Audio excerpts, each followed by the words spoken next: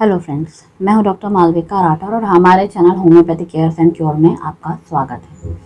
Friends, आज हम जो टॉपिक लेकर आए हैं उसका नाम है पाइल्स, बवासीर, अर्श, भगंदर, जो भी बोलते हैं हम आम भाषा में। आज हम उसके बारे में बात करेंगे आपसे। तो फ्रेंड्स, ये पाइल्स होता क्या है? बहुत सारे लोगों को ये डाउट है कि ये अंदरूनी जो सूजन होती है, अंदरूनी घाव होता है, वो रिसते हुए नीचे आ जाता है।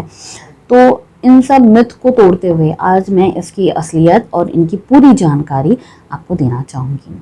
तो शुरू करते हैं।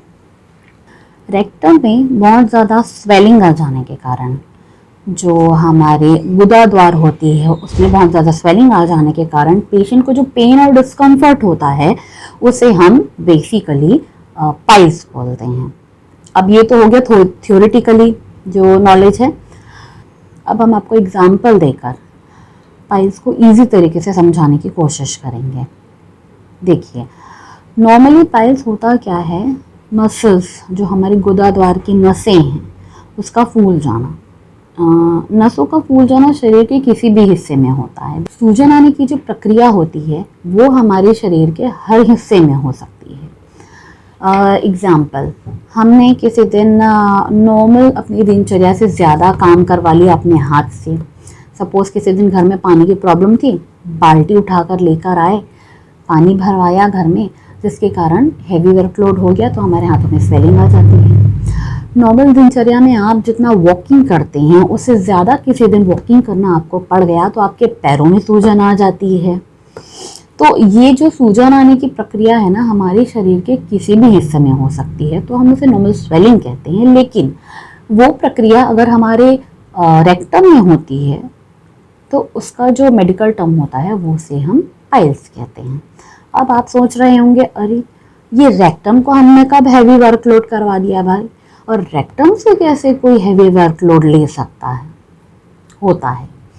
देखिए, आप अपनी दिनचर्या में ऐसा कोई भोजन कर रहे हैं, ऐसा कोई खान पान आपकी दिनचर्या में है जिसकी वजह से आपका चयापचय क्रिया, आपकी जो पाचन की प्रक्रिया है, आपका जो डाइजेशन है वो प्रॉपर नहीं हो रहा है, जिसके कारण आपका मोशन हार्ड हो रहा है, टाइट हो रहा है, ड्राई हो रहा है, जिसके कारण आपको उस मोशन को पास करने के लिए एक्स्ट्रा वर्कलोड लग रहा है, एक्स्ट्रा एनर्जी लग रही है। आपका मोशन टाइट, हार्ड और ड्राई रहता है, तो उसे आपको एक्स्ट्रा एफर्ट करके निकालना पड़ता है, एक्सक्रीट करना पड़ता है। अब ये प्रक्रिया एक दिन की हो तो कोई बहुत ज़्यादा टेंशन वाली बात नहीं होती है, पर ये प्रक्रिया रोज़ रोज़ हो रही है।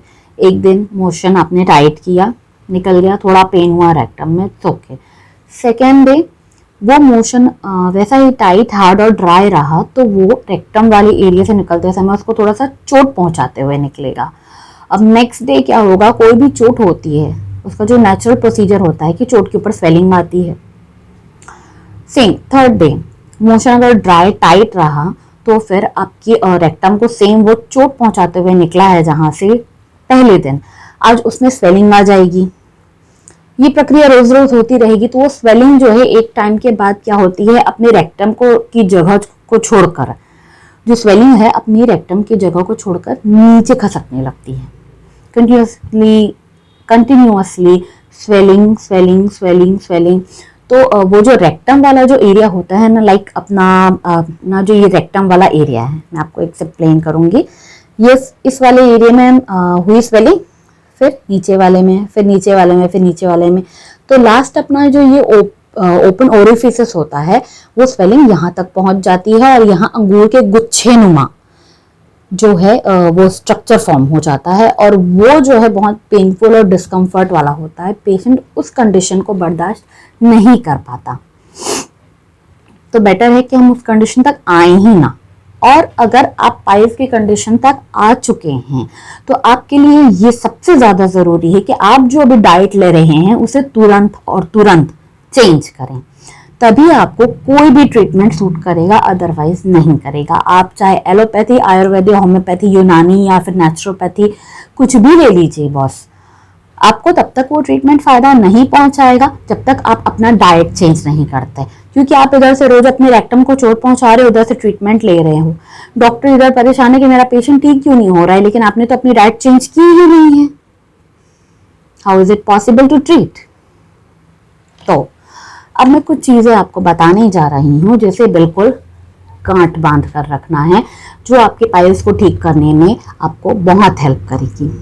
तो फ्रेंड्स, उपचार में सबसे पहला पॉइंट, आपको अपने खाने की पूरी हैबिट, अपनी जो दिनचर्या के खान पान की वस्तुएं हैं उसे आपको चेंज करनी पड़ेगी। लाइक घी, तेल, मिर्च, मसाला, ये 4 चीज़ तो आपको पूरा का पूरा कट आउट करना है अपने डाइट से, क्योंकि ये 4 चीज़ आपको, आपके पेट को, आपके इंटेस्टाइन को बहुत ज़्यादा नुकसान पहुंचा रही हैं कंटिन्यूसली, जिसके कारण आपको पाइल्स हुआ है।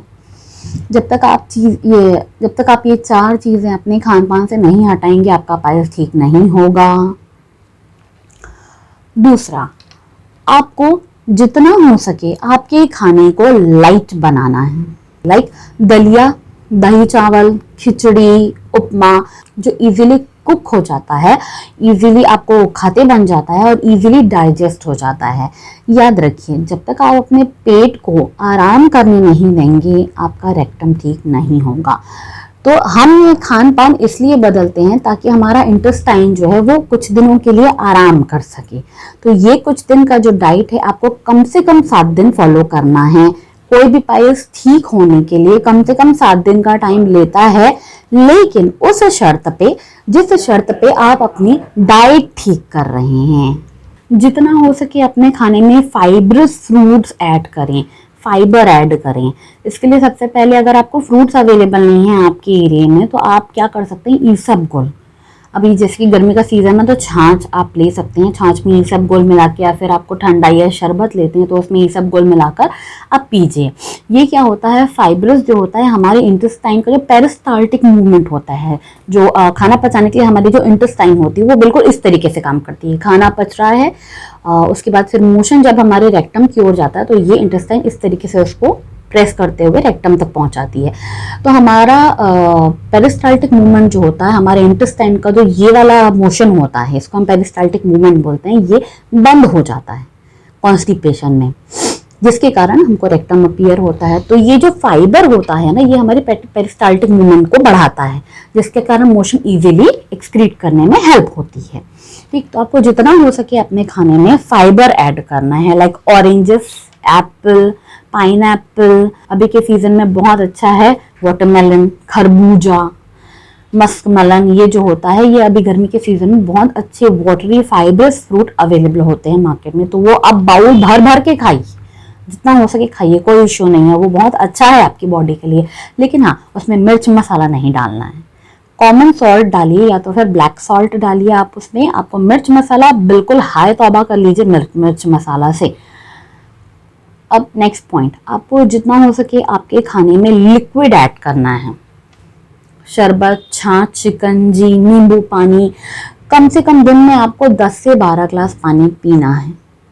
तो 10 से 12 ग्लास पानी क्या होता है, ये भी अपने इंटेस्टाइन का पेरिस्टाल्टिक मूवमेंट बढ़ाता है और हमारे रेक्टम को हील करने में काफ़ी हेल्पफुल होता है। तो पानी हम जितना लेंगे आपका मोशन उतना क्लियर होगा, जिससे आपका रेक्टम जल्दी हील होगा। जिन लोग को पानी पीने की आदत नहीं होती है, आपकी अपनी दिन भर की दिनचर्या में 2 से 3 ग्लास पानी पी रहे हैं, 1 से 2 ग्लास ही पानी पी रहे हैं, उनको डेफिनेटली पाइल्स अपीयर होता है। आप अपनी बॉडी के साथ अत्याचार करेंगे तो आपकी बॉडी आपका कब तक साथ देगी भैया, है ना। तो अगर आपकी बॉडी आपका साथ दे रही तो आपकी भी ये जिम्मेदारी होती है कि आप अपनी बॉडी का ध्यान रखें, अपने पेट का ध्यान रखें, और जितना हो सके पानी, लिक्विड जो होता है वो अपनी बॉडी में बनाए रखें। अब जो आपको इन 7 से 10 दिनों में नहीं खाना है, जब आपका पाइल्स का ट्रीटमेंट चल रहा है, चाहे किसी भी डॉक्टर के पास हो, तो कोई भी डॉक्टर आपको 7 से 10 दिन लाइट डाइट खाने बोलेगा, और उसके साथ ही साथ जो स्ट्रिक्टली आपका अवॉइडेड डाइट होते हैं वो है ये चिकन, मीट, फिश, ये आपको बिल्कुल उससे दूरी बना के रखना है। अगर आपको बहुत ज़्यादा अर्ज होती ही है कि भाई आप नॉनवेज के बगैर नहीं रह सकते हैं, आपको रोज़ कम से कम 1 पीस खाना ही है, कुछ लोगों की आदतें होती है, तो उसमें क्या करिए, उस नॉनवेज को आप, उस पीस को आप बॉईल करके प्रॉपर कुक करके बॉईल करके उसको सॉफ्ट कर लीजिए, इतना कुक करिए कि वो सॉफ्ट हो जाए बिल्कुल, और उसमें सिर्फ सॉल्ट डालना है, इसके अलावा कुछ नहीं डालना है, याद रखिए सिर्फ सॉल्ट डालना है। और आप उस नॉनवेज को फिर आप अपने खाने में इस्तेमाल कर सकते हैं। अदरवाइज मुर्ग मुसल्लम स्टाइल में तला भुना मिर्च मसाला वाला बिल्कुल नहीं खाना है, ये आपके पेट को बहुत नुकसान पहुंचाएगा, मैं पहले बता दे रही हूँ। अगर आप ट्रीटमेंट ले रहे हैं और इधर से आप खाना ठीक नहीं कर सकते तो फिर ट्रीटमेंट ही मत कराइए। अब आप लोग को ये क्वेश्चन होगा कि ये लाइट डाइट के पीछे क्यों पड़ी हुई है भाई डॉक्टर। देखिए, आप जितना हो सके लाइट डाइट लेंगे तो आपका पेट आराम करेगा। आप जितना हल्का खाना खाएंगे, गरिष्ठ भोजन नहीं लेंगे। दूसरा, आपको जो नहीं खाना है वो है यूजुअली कोई बहुत सारे स्टेट में, जैसे छत्तीसगढ़ में ही ले लीजिए, भाजियों का बड़ा चलन है। यहाँ बहुत टाइप की भाजियाँ मिलती हैं, पालक, चौलाई, मुनगा, जिसको हम यूजुअली सहजन की भाजी बोलते हैं, वो जो हेवी होती हैं। भाजी क्या होती है, वैसे बहुत पौष्टिक होती हैं, हमारी बॉडी के लिए बहुत नेसेसरी होती है, लेकिन ड्यूरिंग पाइल्स, अगर आपको पाइल्स की प्रॉब्लम है तो ये आपके पेट के लिए दुश्मन साबित हो सकती हैं, क्योंकि भाजी को पचाने के लिए हमारे पेट को एक्स्ट्रा एफर्ट लगता है। और अगर आपको पाइल्स है तो फिर वो आपकी पेरिस्टाल्टिक मूवमेंट को वैसे ही कम कर देगी। इसलिए जब आपको पाइल्स की प्रॉब्लम है तब आपको भाजी अवॉइड करनी है। कोई भी ऐसा गरिष्ठ भोजन, समोसा, चाट चौपाटी वाला खाना, कचौड़ी जो आपके खाने में रोज की दिनचर्या में हो, जिससे आपका डाइजेशन इम्प्रॉपर होता हो, वो बिल्कुल आप कट आउट कर दीजिए। तो अब ऐसा करने से क्या होगा, आप बोलेंगे कि डॉक्टर जो है लाइट डाइट के पीछे क्यों पड़ी हुई है भाई। देखिए, हम जितना लाइट डाइट लेंगे, जितना हल्का भोजन लेंगे, हमारा डाइजेशन उतना प्रॉपर होगा। हल्का खाना खाने से क्या होता है, हमारा HCl जो होता है, हमारे पेट में जो HCl सिक्रीशन का सिस्टम होता है वो बहुत अच्छे से होता है, खाना अच्छे से डाइजेस्ट होगा और उसके बाद फिर पेरिस्टाल्टिक मूवमेंट अच्छे से होगा, तो ऑल अराउंड हमारा पेट हेल्दी होगा। तो इस प्रक्रिया का अल्टीमेट रिजल्ट क्या होता है पता है, हमारा जो मोशन होता है, जो पहले टाइट हो रहा था, हार्ड हो रहा था, ड्राई हो रहा था, वो बिल्कुल उस कंडीशन में आ जाता है जिस कंडीशन का आपका टूथपेस्ट होता है। उस कंडीशन में आ जाए आपका मोशन जो है, तब तो आपका रेक्टम जो है ठीक होगा, तब आपका पाइल्स ठीक होगा। तो आपको अपने मोशन को इस कंडीशन तक लाना पड़ेगा, जिसके लिए ये लाइट डाइट बहुत ज़्यादा नेसेसरी है।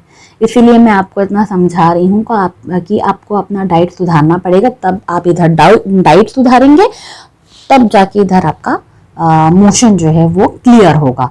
इधर डाइट सुधरी, इधर मोशन क्लियर होगा, रेक्टम अपने आप ठीक हो जाएगा। कई पेशेंट्स को तो लाइट डाइट से ही हमने उनका रेक्टम ठीक किया है, ट्रीटमेंट देने की ज़रूरत ही नहीं पड़ती। हम यूजुअली होम्योपैथी में क्या होता है, एक्यूट अगर पाइल्स है तो वो तो लाइट डाइट से ही ठीक हो जाता है। अगर आपका पाइल्स क्रॉनिक पहुंच गया है, बहुत अंगूर के गुच्छों जैसा बाहर निकल गया है, पेशेंट को बहुत डिस्कम्फर्ट हो रहा है, प्रॉब्लम हो रही है, तब हम ट्रीटमेंट करते हैं, दवाइयाँ देते हैं। अदरवाइज तो वो डाइट से ही ठीक हो जाता है।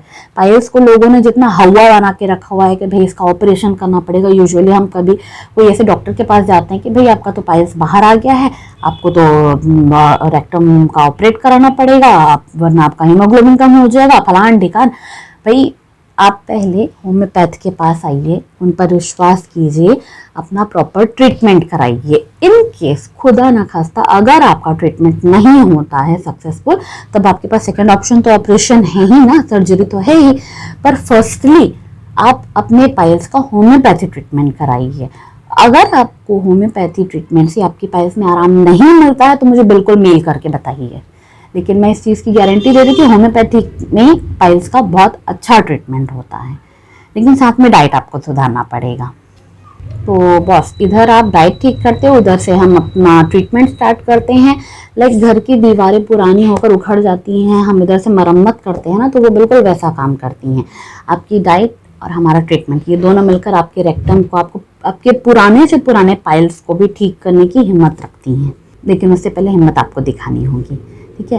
होम्योपैथी के केसेस में पुराने से पुराना पाइल्स ठीक किया गया है। मैंने खुद 11 साल पुराना, 18 साल पुराना, 13 साल पुराना, 4 साल पुराना पाइल्स, एक पेशेंट तो मेरे पास ऐसा था जिसका हीमोग्लोबिन 6% हो गया था, उनका रेक्टम मतलब पूरा पाइल्स बाहर आ गया था, डॉक्टर ने ऑपरेशन का बोला था। हमने वो केस हैंडल करके उसे 3 महीने में मैंने कंप्लीट क्योर किया है। तो थोड़ा सा विश्वास रखिए, डाइट अच्छी करिए, डेफिनेटली आपका पाइल्स ठीक होगा। चलिए आज के लिए इतना लेक्चर काफ़ी है, मिलते हैं नेक्स्ट वीडियो में। अगर हमारा वीडियो आपको अच्छा लगा तो प्लीज़ लाइक शेयर सब्सक्राइब ज़रूर करिएगा। मिलते हैं नेक्स्ट वीडियो में। Thank you.